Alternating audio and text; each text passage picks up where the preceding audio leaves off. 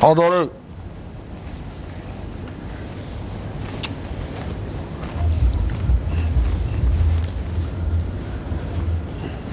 ما تسوي انت؟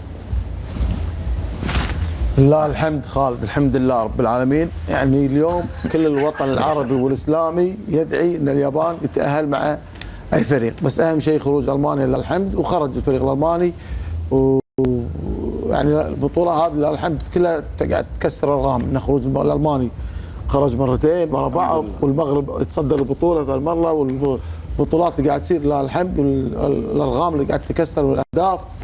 الحمد لله ان خروج اليوم المنتخب الالماني هذه فرحه لنا.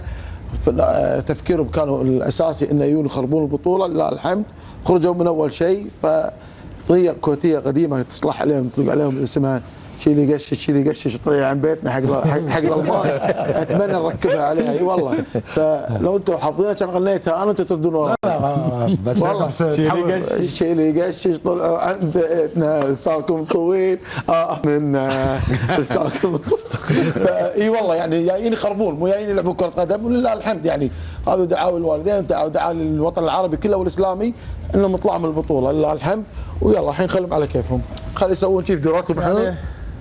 يعني انا حتى اليوم شفت جزء من مقابله اعتقد وزيره الداخليه اللي جت، اللي لبست هذا اليوم هم شفته. يعني اعتقد موضوع الرياضه يبتعد عن كل المواضيع السياسيه والمواضيع الاعلانيه والدعائيه، لان تعرف هي بطوله طبعا تنظمها البلد، واي بلد له تقاليده وعاداته. ايضا الفيفا لها نظامها وتقاليده. انا اعتقد احنا دائما كنا نعلم انه الرياضه ما لها دخل لا بالسياسه ولا بكثير من الامور، لان الرياضه هي تجمع. طبعا حركه كانت مرفوضه من اللاعبين الالمان بالنسبه لنا، وتعرف هو تقاليده ببلده ممكن يسوي اللي يحق له، اللي يريد يحق. يعني هسه من اروح باي بلد اوروبي ما اقدر اقول له ليش تسوي هذا، لكن يعني ابتعد عنه، ما لي دخل، انا لي طريقي. لكن انك تيجي تفرض علي في موضوع ما وكانك تحسسني انه انا من الدرجه السابعه والثامنه او التاسعه، انه احنا بلدان مو متقدمه، لا مو صحيح. احنا لدينا تقاليدنا ولدينا ديننا الحنيف اللي اعتقد احنا نمشي عليه. اعتقد هي الحركه مرفوضه. نعم صار عليه تهجم كبير، وموجود منتخبات اوروبيه وياه ما سووا اللي سووه هم. يعني المفروض اجي العب كره قدم، الموضوع خارجي. اجت وزيره الداخليه وسوت هاي الحركه وراحت، وكان خالد اليوم انا من شفت اللقاء وكانه يعني قاعده وكانه بطل قومي مسويه فد شيء يعني، وهذا مو صحيح ترى يعني يونس. بس تعرف هو مثل ما قلت خالد، اعتقد احنا حكينا به، هو موضوع سياسي داخلي يعني يخص انتخابات وما انتخابات هاي الامور. ولكن الاشكاليه الاضافه اللي قلته انه ميثاق الاولمبي للروح الرياضيه يمنع هذه التصرفات، سواء كانت سياسيه عرقيه او دينيه. ممنوع، وهو يكون مفروض انه يتعاقب. هذا ميثاق اللجنه الاولمبيه للروح الرياضيه، يعني قانون.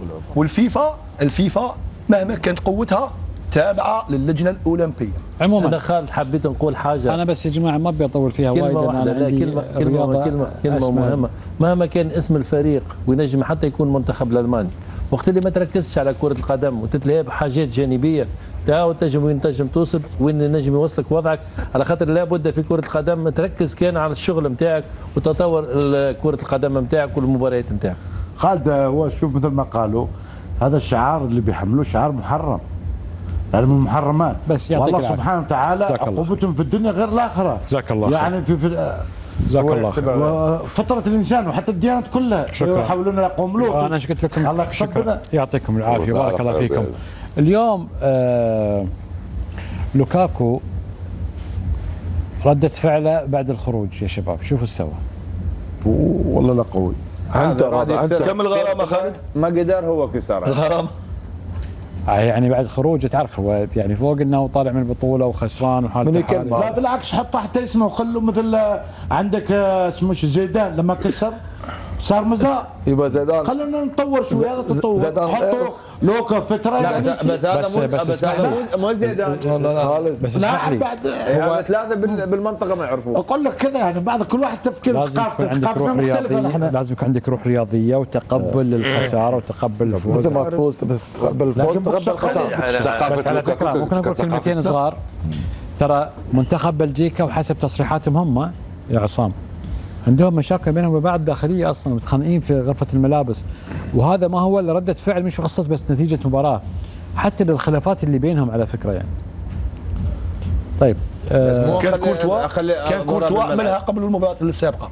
كورتوا المره اللي طافت المرة اللي عرضناها طافت على عملها الهواء. الظاهر قال له ما قدرت قويه، هذا قال له عندي انا عوضك.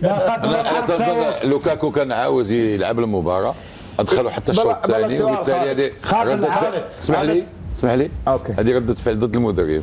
ولوكاكو عنده ثقافتنا، عايش مع المغاربه في بروكسل. لوكاكو كعربي، لوكاكو انا اعرفه شخصيا والله. لكن لكن العرب هم اللي عكروا مزاجهم. السعوديه اول فوز اعطى، حتى اليابان قالوا اعطانا ثقه وغير معادله المونديال. المغرب صدر مجموعه وخلى هذول الاوروبيين يبكسوا زي ما بكسوا حد ثاني، بكس هذا زي ما صارت لنا مشكله. عموما العرب كانوا ابطال وعلى ارض عربيه، قلنا تكلمت عربي. الله يخلي الدوحه والله العظيم الحمد لله. يعني احداث الناس كلها فرحانه ومرتاحين. وصوره معبره على احد الابراج هناك، وصوره بيليه